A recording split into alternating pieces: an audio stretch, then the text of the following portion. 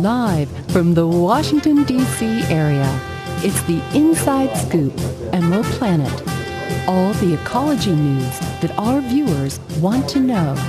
Now, here's your host, Executive Director of the Emerald Planet, Dr. Sam Lee Hancock. Hello and welcome to the Emerald Planet as we come to you from Washington, D.C. in the United States, looking around the globe in 144 different nations, looking for the 1,000 best practices, the technologies, the services, and the products that are making a difference as we move through the 21st century. And as we add 2 billion new people to the planet, how are we going to be able to provide the energy, the water, and all the other basic infrastructure that's needed to not only to accommodate 9 billion people that we'll have at that time, but how are we going to provide them with an abundant and a high quality of living? We have two gentlemen sitting with us that are actually been exploring this topic and identifying the technologies that's going to be used as we move through the 21st century.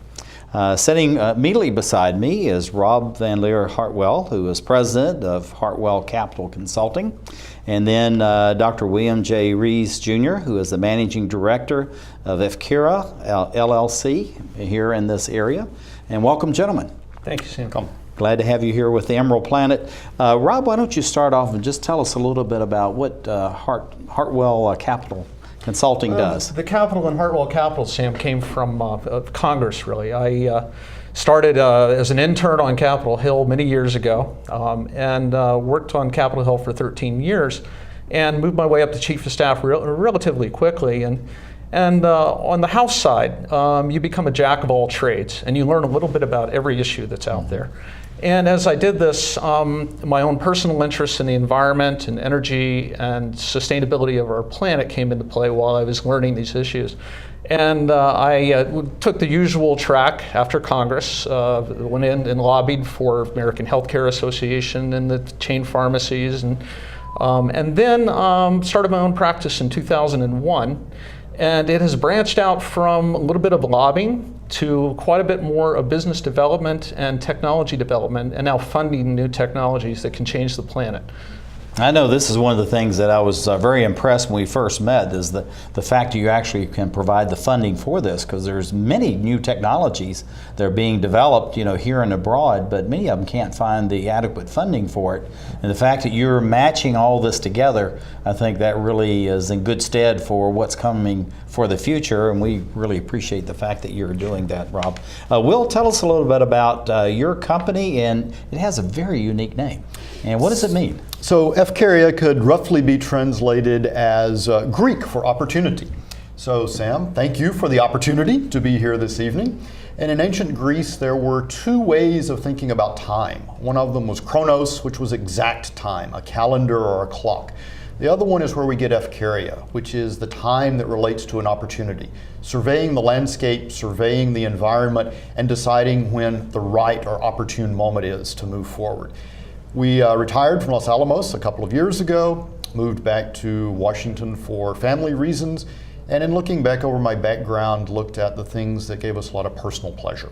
And those were ones where we would take new ideas, bring them together where there was a market, and build upon where something wasn't before. I had done that before in academia, I'd done that before in government service.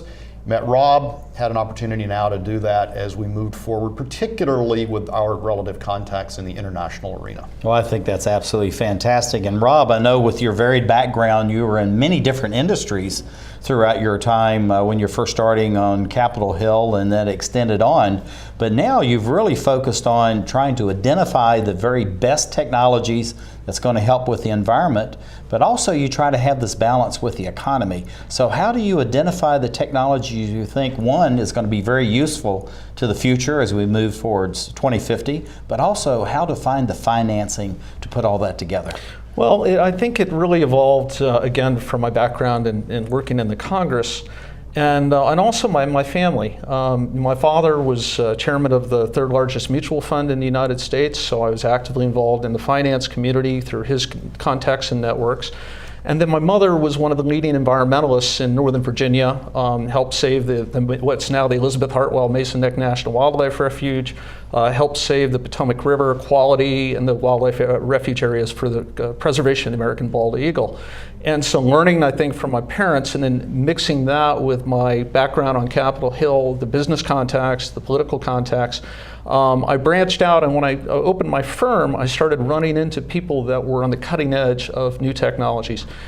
Started in war and security and defense, healthcare, some of the issues that I'd also handled on Capitol Hill.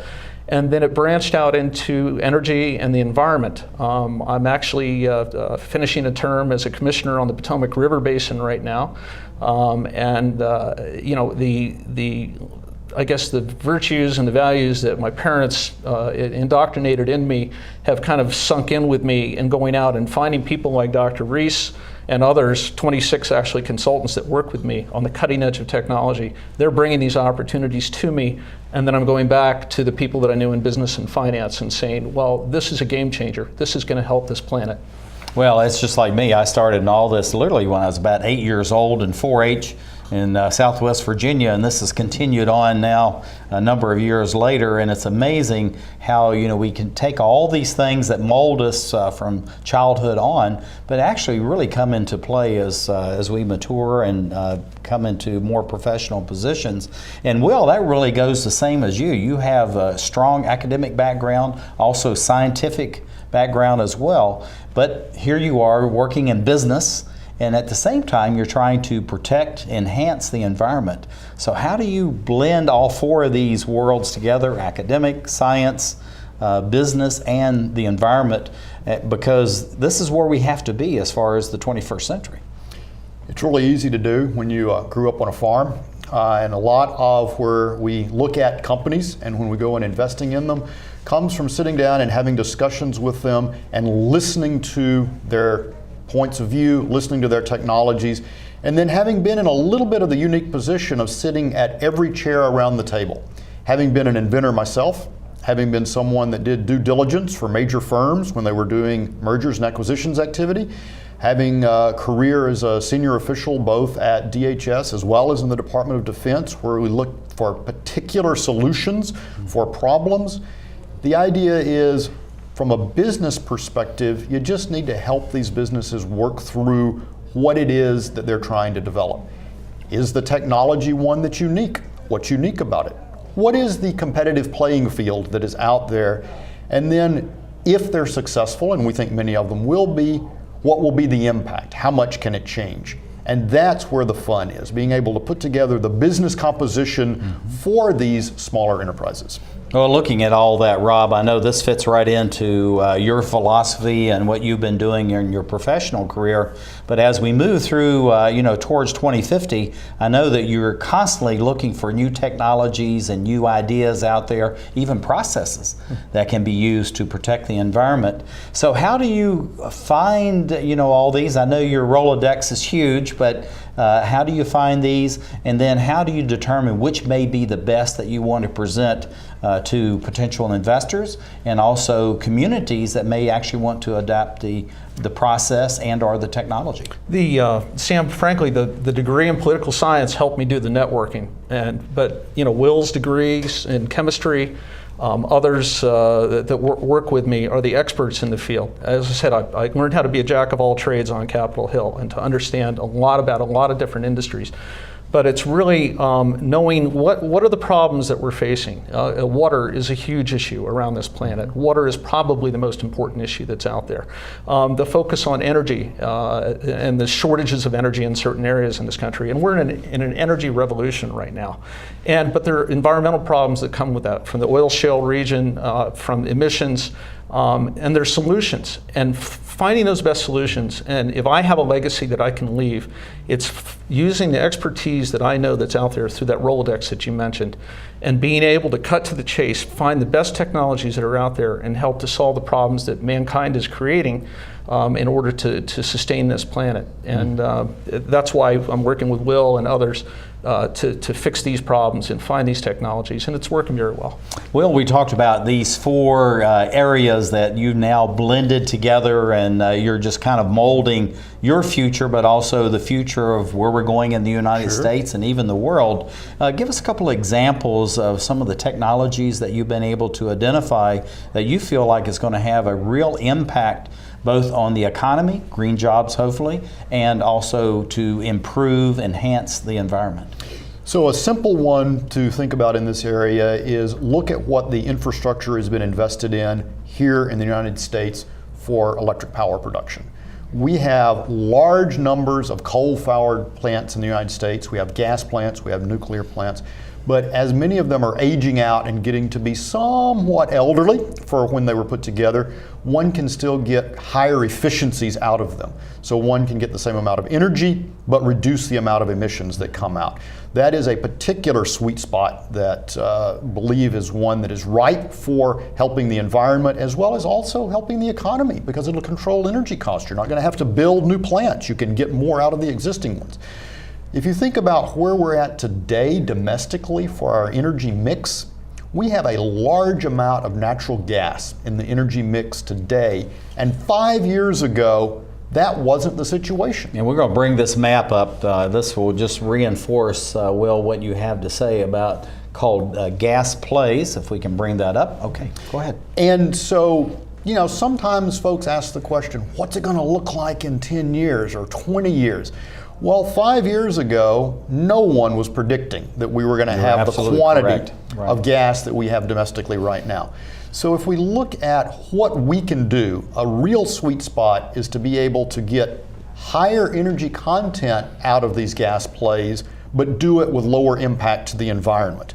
Do it by having a cleaner impact either from using the material directly on site, burning the natural gas to create energy, electricity, directly at the wellhead, or being able to recycle some of the materials that come out. These scale also internationally in what they're able to do for cleaning up the environment, increasing the efficiency. Well, of course, natural gas is being found literally all over the globe now with the new technologies are out there. Rob, what do you see? We're running out of time. We have about 40 seconds left, but this whole thing of the fracking and using this natural resource that we've been able to identify, what do you see for the next 5, 10, 15 years or so? The key is to use the technologies, and some of which we think we found, to clean the water, to make them more efficient, to reduce the amount of transportation and issues that come up with the environmental issues that come up from that. We're in a global, international energy change, and we have to take advantage of that and make sure we do it right. Well, gentlemen, thank you for being with us on the Emerald Planet. Thank you for sharing about what you see for the future, where we're going over the next 5, 10, 15 years as we head towards 2050. And thank you for being with us as we look around the globe for the very best technologies as we create the Emerald Planet.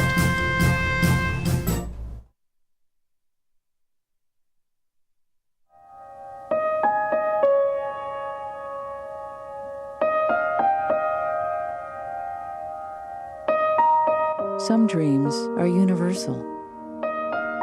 Dreams that inspire us. Multiple sclerosis is a devastating disease that changes lives forever. The National MS Society does more for people with MS than any organization in the world. But we can't do it alone. To get involved, visit us online at nationalmssociety.org or call 1-800-FIGHT-MS. This is why we're here.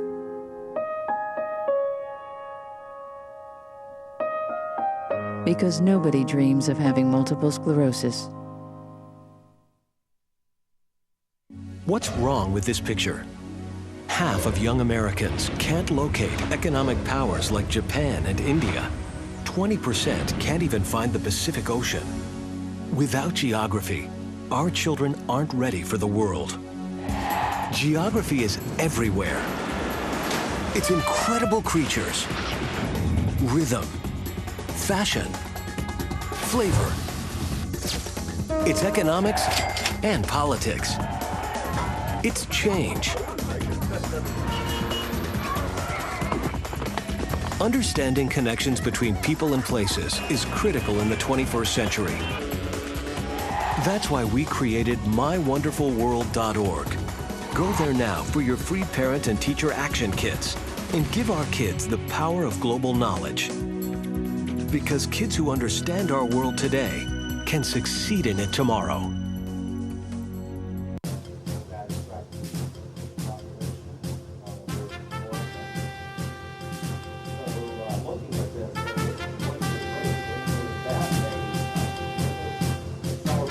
We're back to the Inside Scoop Emerald Planet.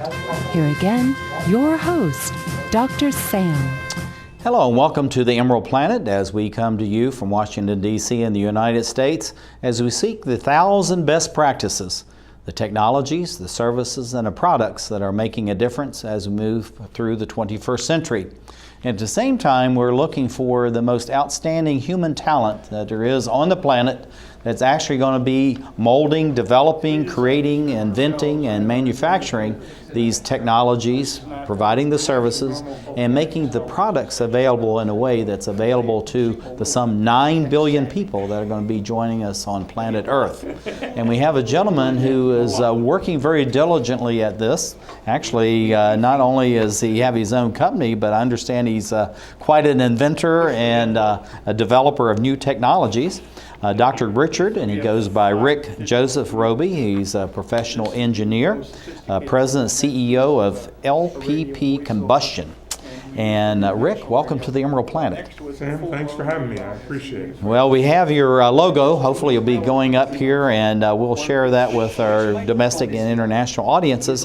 But tell us a little bit about LPP Combustion. What is it? LPP Combustion is a company that was formed to basically take to market a new technology, the essence of which is we can take a wide range of liquid fuels that historically have been hard to burn cleanly and can burn them in as cleanly as natural gas in combustion systems that were designed for natural gas. Looking at that, you're taking other types of fuels and you're going to, in essence, convert that to natural gas, or maybe some people would call it a syngas, and it doesn't really know the difference. But why would you do that? What's the purpose? Well, historically, as most people know, liquid fuels are just hard to burn as cleanly as natural gas. Think of a diesel engine as compared to your natural gas furnace. It's just not nearly as clean for the environment, for the people around it. And so there's long been a desire to be able to burn liquid fuels, which have a lot of good attributes, as cleanly as we can burn natural gas. And the essence of what we can do with our LPP combustion technology is take various liquid fuels, renewable fuels, conventional liquid fuels, waste fuels, and be able to burn them as cleanly as natural gas, so the environment gets a break and the people around the exhaust from those systems get a break as well. Well, I think it's fantastic. And again, this is this blend between the environment and economy that we really emphasize and we talk much about as far as Emerald Planet is concerned. But also, too, I understand there's huge cost savings to the technology that you've developed in order to convert these into natural gas. And so it burns cleanly, much more efficient. So what are the cost savings, and actually what is the cost investment ratio so that people understand just really the economic benefit of this beyond the environmental benefit? Well, there are three major benefits that we bring when we can burn these liquid fuels, say in a gas turbine for power generation, as cleanly as if it were burning natural gas. Compared to conventional burning of liquid fuels, the first, of course, is the emissions benefit that we've talked about. The second, you mentioned before, is an efficiency improvement. So we can actually improve the efficiency of the combustion process when we're burning the liquid fuels the same way that natural gas burns, because it's a more efficient way of burning. The third is that it turns out that pollution is not just bad for the people outside the power plant, it's bad for the engine itself. Mm-hmm. That the same kinds of things that have a negative impact on people, like particulates, also have a negative impact on machinery. And so because we can reduce those emissions, especially the particulates, we can dramatically improve the lifetime of the combustion systems, so they don't have to be changed out. So there are economic benefits from an efficiency point of view, from an environmental point of view, and from a maintenance and operating point of view for the equipment. Well, we're looking at this sketch of the system that you've actually developed, but what is the amount of reductions, if there's some way that you can convert that as far as taking diesel or these waste energy sources and converting that into natural gas? So typically when we would take a liquid fuel, instead of burning it in the conventional what's called a spray flame, like you would get in your home boiler if you have an oil boiler. And I'm going to go back to this so we can just talk about these. What we do with natural gas is we burn it in what's called a lean premix flame. That's fancy talk for the blue flame that everybody associates with natural gas, which is a very environmentally friendly flame. Normally when you see a boiler flame, it's that orange-yellow flame that you associate with kind of a candle flame. What we do is we take those liquid fuels and we turn them into the same clean blue flame as if we were burning natural gas. And that's really the essence of our technology. So our technology is what we call a fuel processing skid, where you put a liquid fuel into the front end of it, you mix it with nitrogen that's extracted from the air to be able to take the vapors and get them into a consistency like natural gas. And then we can feed that into a power generation system like a gas turbine or a home heating furnace and get that same clean blue flame and get rid of the dirty flame that we would have historically with liquid fuels. So looking at this then, Rick, you're looking at something that could be very small. You talked about a home and a furnace in your home, but something that could be huge, like going out and actually producing electricity. It's going to go into the grid that goes to, thousands, maybe tens of thousands of homes. So what are 2 or 3 examples of the best applications for your technology that's, again, it's going to be economical, but it's going to enhance the environment? Well, in the near term, we think some of the greatest benefits in the United States, and they will quickly spread throughout the world, because fracking for oil and gas is something that's going to happen pretty much on every continent. We can take the fuels right now that come up when oil or gas is produced. They're sometimes called natural gas liquids or associated gas that aren't really valuable, cannot be put in the natural gas stream or in the oil stream, and so they're often flared. And we can take those gases that historically have been flared at a cost and also at a cost to the environment, and we can turn those into power. So our technology allows us to utilize those fuels that are literally going up in smoke and turn them into blue flame energy. So that's one of the applications. And we can do that in remote locations where a lot of the drill sites are, where they don't have access to an electric grid. Second application that we're working on here in the United States, we're actually working with a pharmaceutical manufacturer, one who makes what are called intermediate pharmaceuticals, not the final pill, but the active ingredients. And when they're done making those, they end up with solvents like acetone or isopropyl alcohol that are left over from the process that they can't reuse. And today they have to ship those off and have them incinerated. We can take those fuels, run them through our system, and then into a gas turbine and produce combined electricity and steam to run their process. So instead of them taking power from the grid to do that, they can now create their own power from that stream that was otherwise going to be taken and incinerated. Well, look at the follow-on to this whole thing. So they're actually now producing their own electricity. So in essence, if there's a sufficient amount of this fuel, they can actually be off-grid, so they're saving the cost there. Is there a way that if they have enough of this, that they actually can be putting the energy into the grid, so that can go into the national distribution system, whether it's here or any other country abroad? Yeah, so there are applications where if we can get a high enough volume of those fuels, then in fact they can put that electricity that's being generated out on the grid. And so now we have a different kind of renewable, because it's taking waste and turning it into electricity, which is always a good thing for the planet. Yeah. Now looking at this system here, this is a schematic of what we're doing. You can see this right beside me, Rick. Tell us a little bit about what we're looking at. And my understanding of this is actually a fairly simple process that can be used just about anywhere. Yeah, so if you look at the green, the couple of trapezoids and oval down at the bottom, those represent a gas turbine that produces electric power. Most of the new power and electricity, all places in the world these days, is being produced by gas turbines. What we do is we take some air from the compression part of that gas turbine, put it through an air separation system, and instead of extracting the oxygen like you might if you needed oxygen for medical applications, we extract the nitrogen from the air. Because then when we take these liquid fuels and we heat them and we vaporize them into the nitrogen, they don't start burning. And that's a key to our process. So we can mix them and get them in the gas phase so that they end up looking like a natural gas. Then we take that gas, we call it LPP gas, and we feed it into the gas turbine in place of the natural gas. And we get the same blue flame clean energy electricity out of that gas turbine.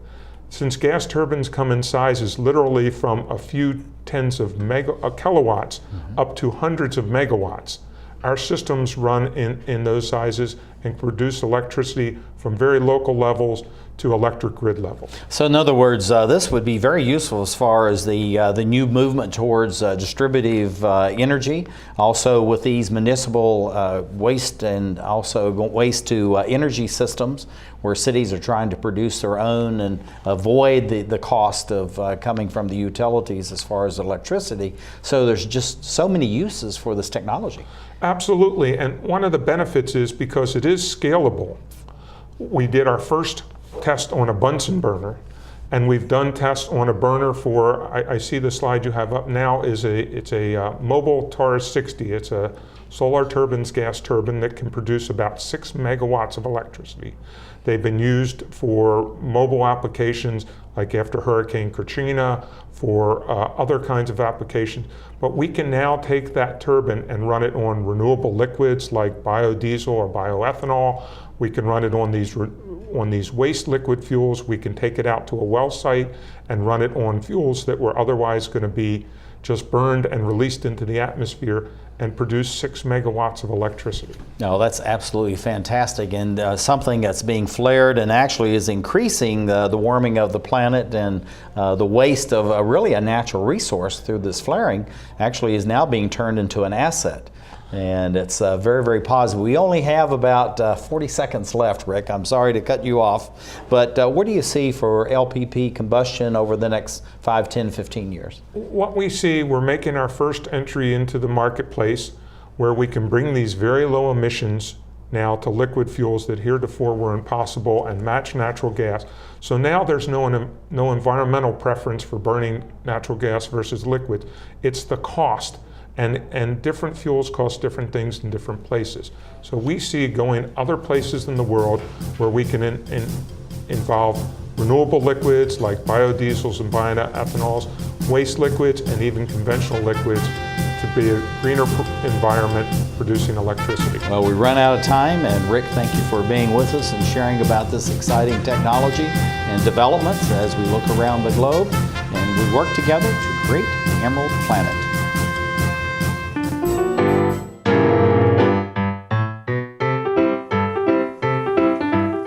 Just books at the library.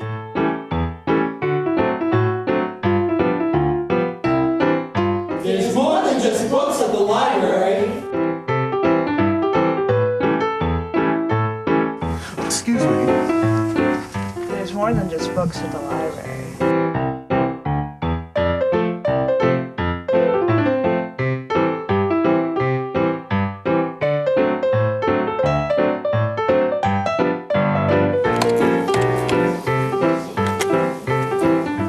Il y a plus que de livres à la bibliothèque. Hello. You have a lot of great books here today. You know there's more than just books at the library. I know. There's more than just books at the library. I don't want to be hooked to a machine. I want all the medical treatment available to me. I wouldn't want my family to have to make this decision. My doctor knows what's best for me. An advance directive is your life on your terms. Talk with your family. Decide what's right for you. Then put it in writing. Documenting my wishes today means my family won't have to make heart-wrenching decisions later. To learn more, visit www.putitinwriting.org. 1,200 American youth run away from their homes every day. The National Runaway Switchboard is here to help.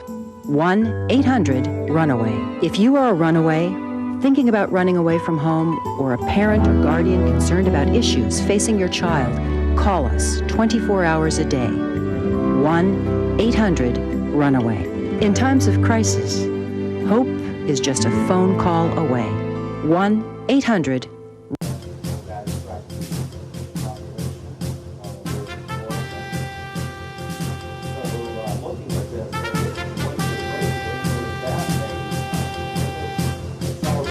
We're back to the Inside Scoop Emerald Planet. Here again, your host, Dr. Sam.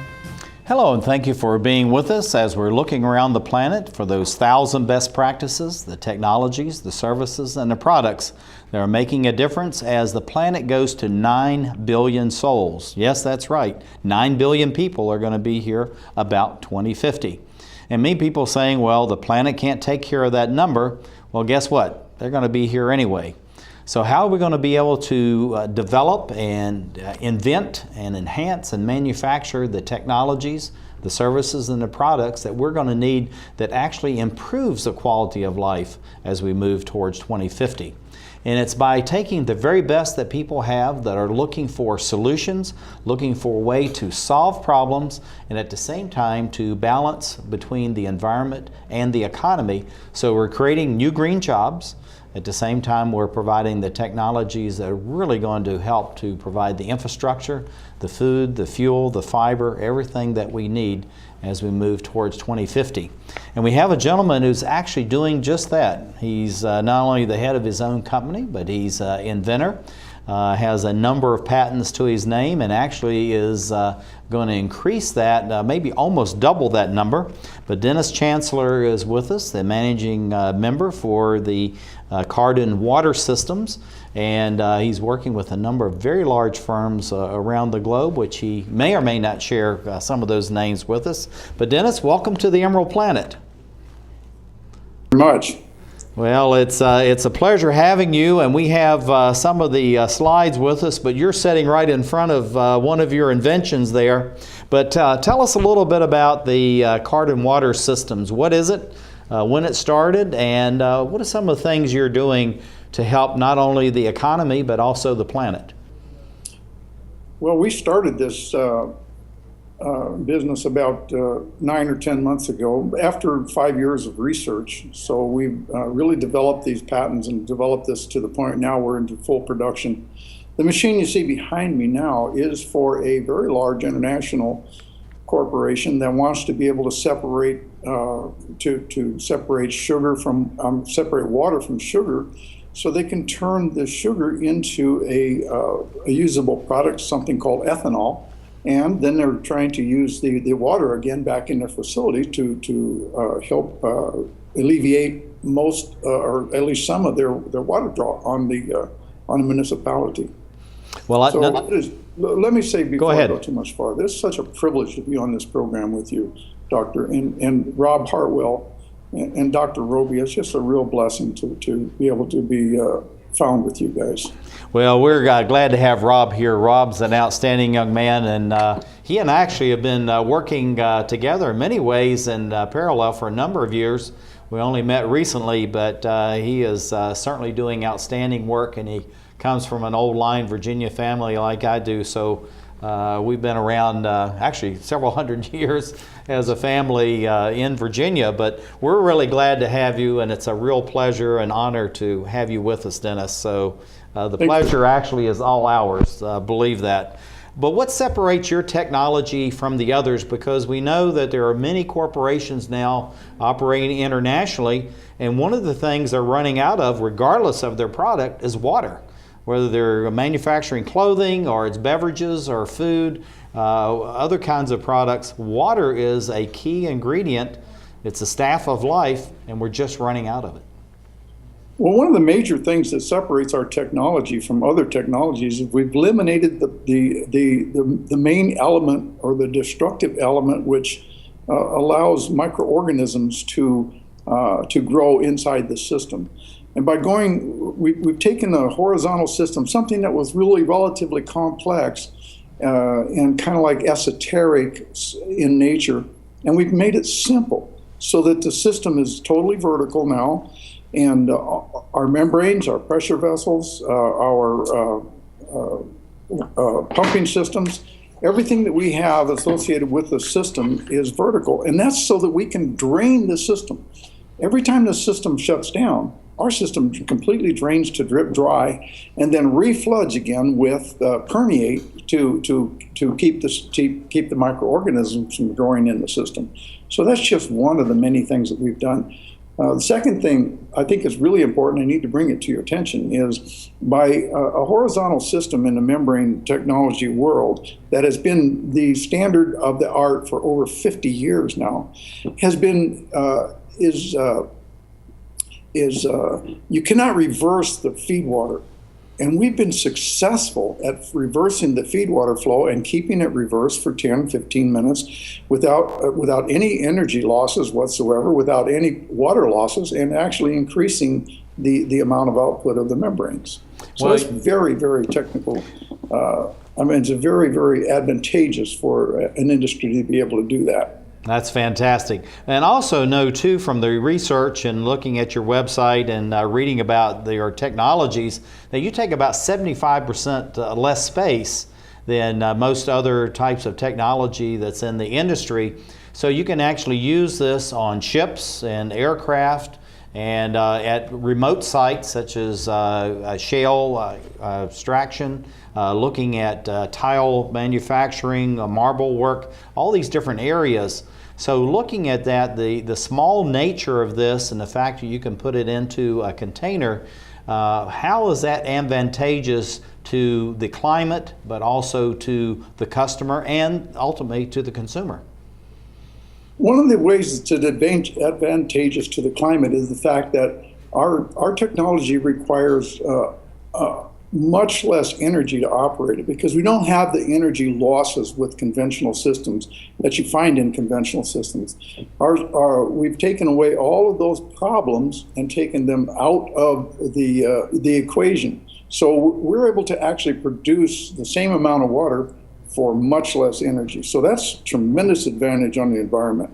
Also, we have on the drawing boards right now a shipping container mounted unit that will feed a small village anywhere in the world with no actual power, because we're going to be able to utilize the solar power that can be generated from the top of the shipping container.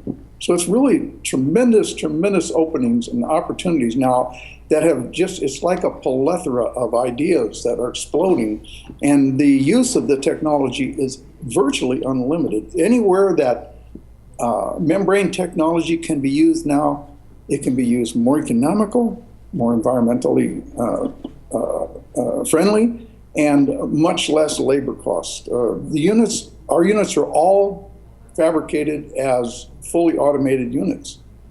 So there's not even a valve on the unit that that an operator can forget to open or forget to close.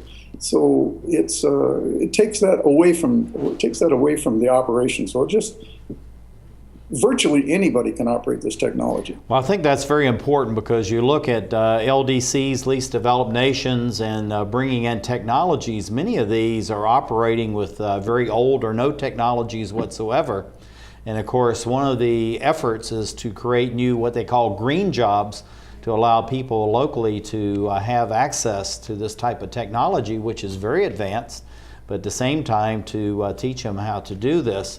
So if you have something that's very easy to maintain, but yet you still can allow people to learn about the technology, that's really very important as we move forward to 2050, as we add 2 billion new people, and the question is, where are all these jobs going to come from? But look at what you're doing. I know that you can take this out to hazardous sites, and you can filter the water there, and actually putting water back into nature that may even be cleaner than what it was when it was extracted. So tell us a little bit about that. Again, going to the notion of fracking and dealing with water that's being used in mineral areas, again in marble and tile and these other kinds of things, which actually have used heavy amount of water, but also makes it very dirty.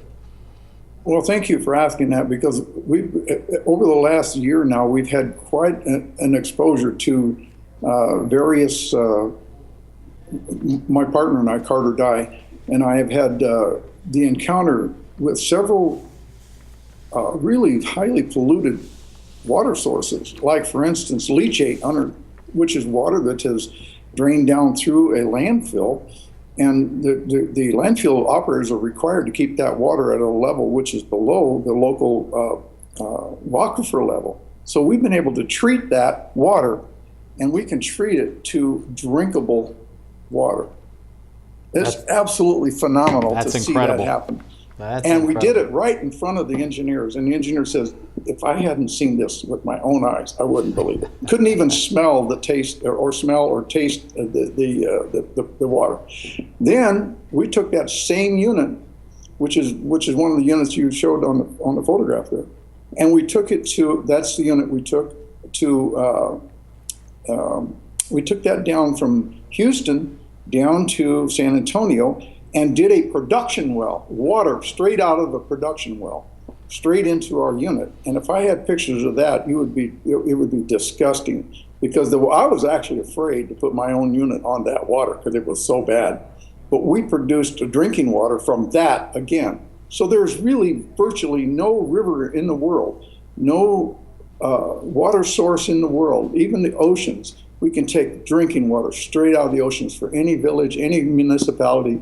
And now, even in fact, next Friday, I have to go down to Miami, Florida, to meet with a very large cruise ship line, and they're wanting to replace most of their water systems in the cruise ships because they're of the old horizontal system like this instead of going vertical like we do, as you can see behind me.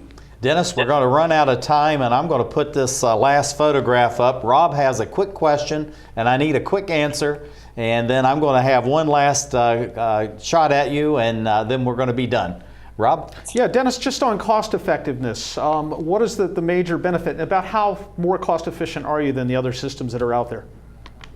Thank you, Rob. That's a perfect question for me, because we've made our systems lighter, smaller, stronger, cheaper to build, easier to operate, longer lasting, and more energy efficient than any system I've ever seen in the world.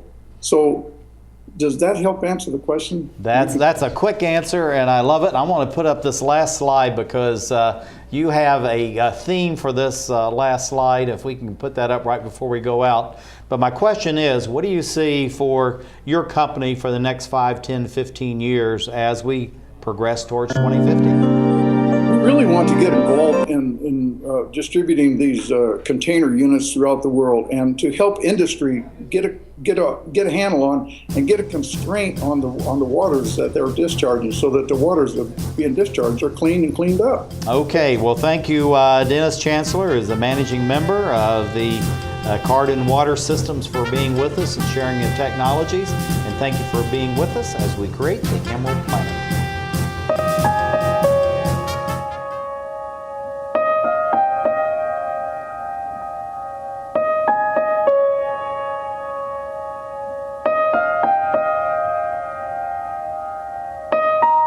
Some dreams are universal. Dreams that inspire us. Multiple sclerosis is a devastating disease that changes lives forever. The National MS Society does more for people with MS than any organization in the world. But we can't do it alone. To get involved, visit us online at nationalmssociety.org. or call 1-800-FIGHT-MS. This is why we're here.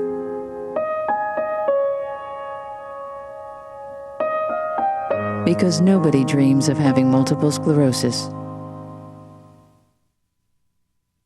What's wrong with this picture? Half of young Americans can't locate economic powers like Japan and India. 20% can't even find the Pacific Ocean. Without geography, our children aren't ready for the world. Geography is everywhere.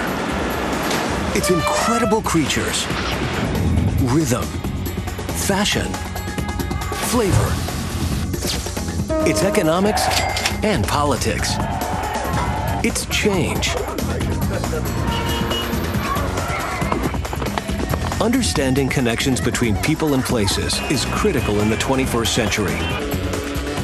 That's why we created mywonderfulworld.org. Go there now for your free parent and teacher action kits and give our kids the power of global knowledge.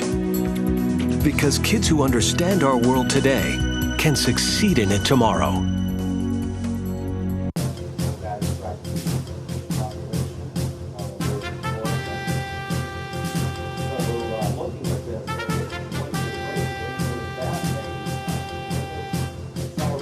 We're back to the Inside Scoop Emerald Planet. Here again, your host, Dr. Sam. Hello and welcome to the Emerald Planet as we come to you from Washington, D.C. in the United States. I'm Dr. Sam Hancock, the President, Executive Director of Emerald Planet and the Emerald Planet TV. We come to you weekly to bring you the latest information about the 1,000 best practices that we're able to identify around the globe in over 144 different nations. And this is actually bringing change and allowing people to understand how we can take care of 2 billion new people who are going to be joining us on the planet by 2050. At the same time, the planet is warming.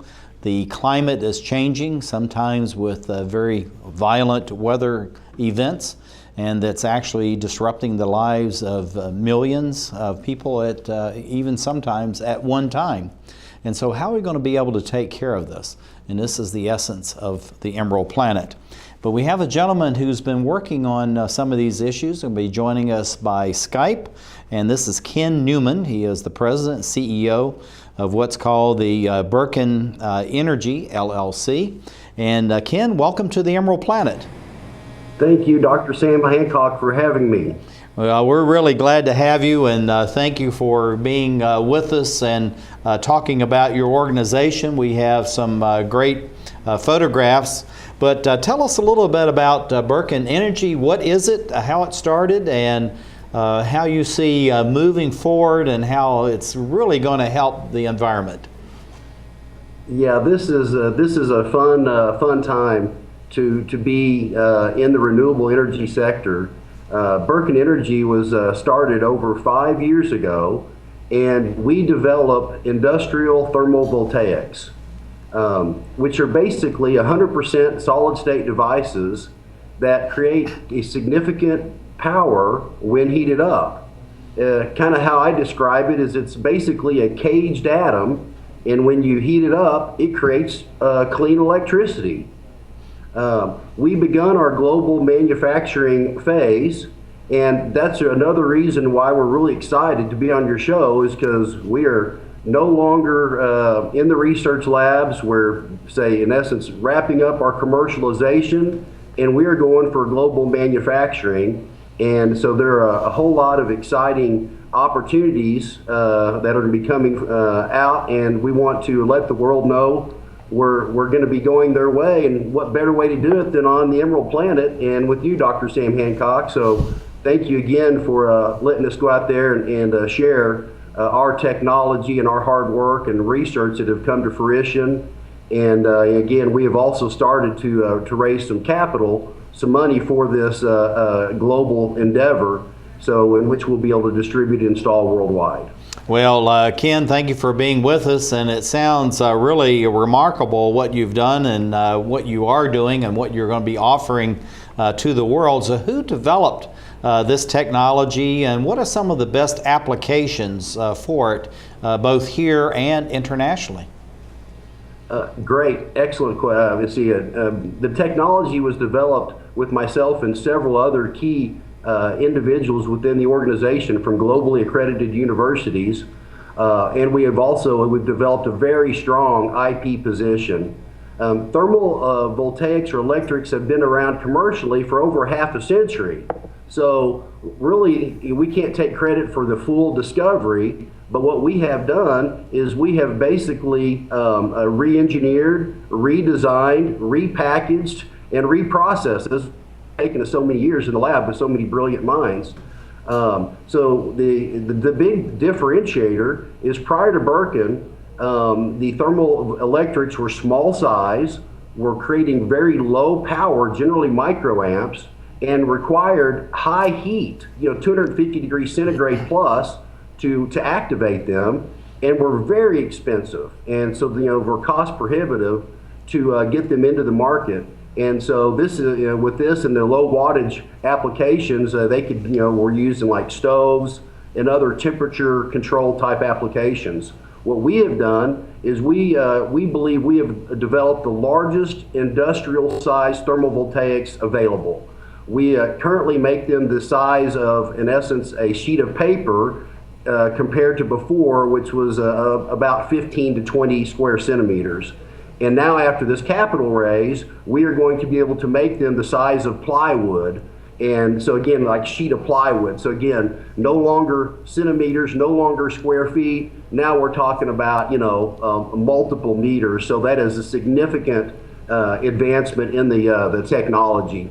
And also, kind of to describe and paint a picture is how we do this is when we stack them in our custom radiators, if you will, much like a car, but these radiators will be like the size of vans, buses, very large.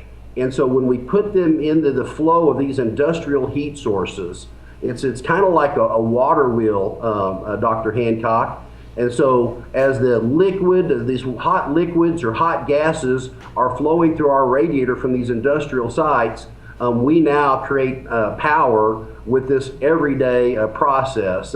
Much like, I guess we'll get more into that, but again, it's much like if you would put these into a fuel burn, a natural gas burning flue stack or some other coal burning power plant. So again, we'll touch on that here in just a minute. Well, looking at the schematic that we have here, and I think, Ken, that you can actually see the slide that's up on the screen right now. Just tell us about this process, how it works, and why it's so efficient. And then I'm going to add another question on top of that is the differential as far as the kilowatt price for this versus, say, other types of energy production and maybe even the solar or something that come right off the grid.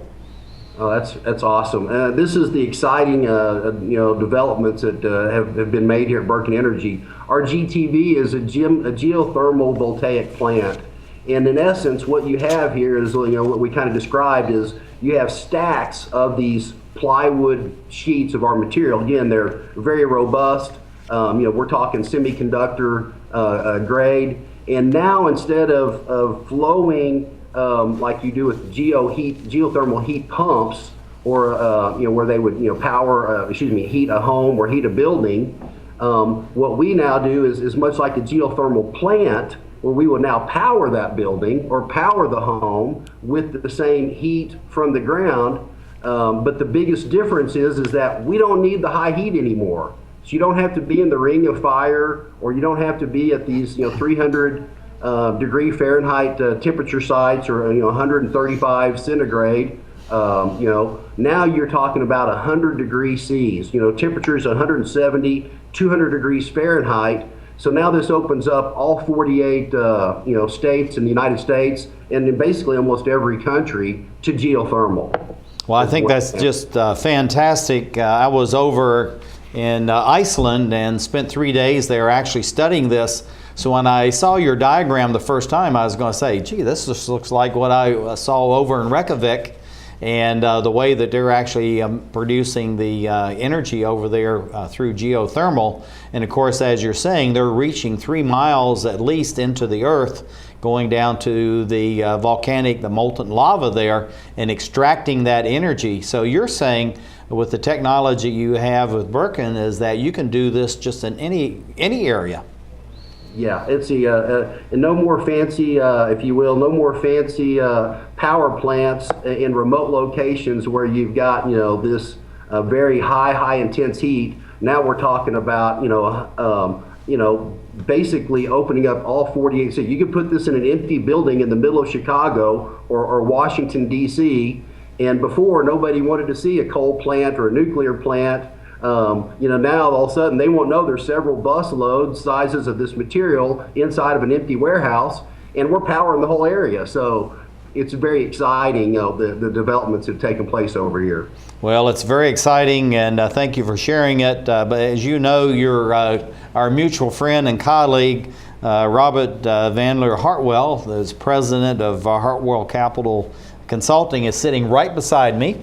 And he was here just in case we lost you by Skype. We're doing very well with your Skype and the Skype here at the station. So Rob, why don't you ask a question? Yeah, Ken, in terms of when you establish global manufacturing, what are some of the global applications that you're going to be attaching your Birkin generators to, and what are the advantages of doing this, not just in the 48 states here, contiguous states, but all around the world? It's some of the global applications that we see, and again, we painted a picture with the geothermal, but again, it goes down to, almost everything that we use on a daily basis, almost all the products are industrial heat.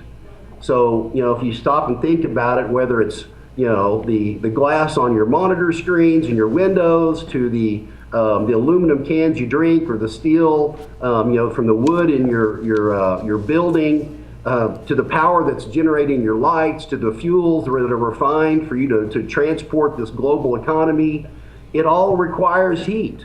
And now there's a way to, like a kind of a fancy water wheel, capture that heat and make it more green, more efficient, and cleaner. So we have now taken the world to kind of the next generation of power generation, but it's a base load, not like a solar, not like a wind where it's good when the wind's blowing or when the light's out. We're talking about 24 hours a day with no fuel, all solid state, no pollutants. This is a major advancement in the renewable field. Well, you beat me to that. You already had the answer before my question there, Ken, about the whole thing about the reduction of emissions, trying to balance out all the carbon that's been released into the environment over the last 200 plus years of the Industrial Revolution, how this is going to actually help change as we add 2 billion more people to the planet, greater demands as far as energy, but at the same time we need to cut down dramatically, not just a little bit, dramatically, the carbons being released into the atmosphere. So we have only about 20 seconds. What do you see for the future of your company over the next 5-10 years? It's got to be quick. Okay. The long and short of it is that this will be something that can power every building and every home with no fuels. This will be on every combustion motor and engine still out there, bringing our fossil fuel usage down to very little. And in closing, I thank you for letting us be on the show. I was very excited to be here, and again, we appreciate your time, and thank you, Rob. Okay, well, Ken Newman, who's the President and CEO of Birkin Energy, thank you for being with us and sharing your technologies, and thank you, dear viewer, as we create the Emerald Planet.